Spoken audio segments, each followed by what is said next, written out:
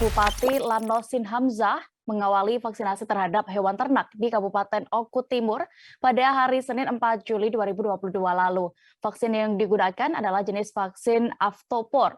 Hal itu dilakukan guna mencegah penularan penyakit mulut dan kuku atau PMK di wilayah tersebut. Dan untuk informasi lebih detailnya terkait vaksinasi ternak ini, kami sudah terhubung dengan rekan Edo, reporter dari Tribun Sumsel. Silakan dengan laporan Anda.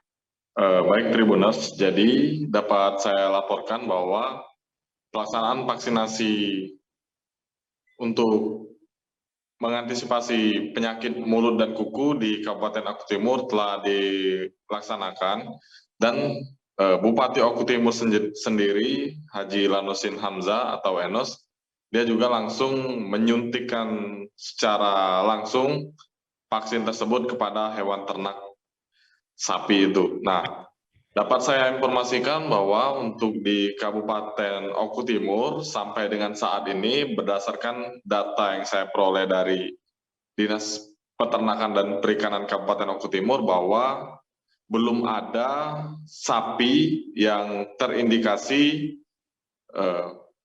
virus positif terkena penyakit mulut dan kuku ini. Nah, sedangkan untuk pencegahannya ialah dilakukan vaksinasi ini menggunakan jenis vaksin Aftopor. Nah, untuk Kabupaten Oku Timur di Provinsi Sumatera Selatan mendapatkan dosis vaksin sebanyak 1.900.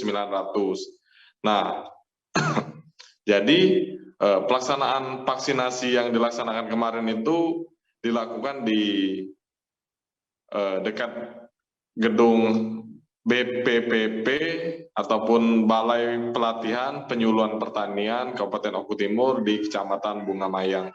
Nah, selanjutnya pelaksanaan vaksinasi terhadap hewan ternak ini akan terus dilakukan di berbagai daerah lain. Jangan lupa subscribe, share, komen, dan like ya.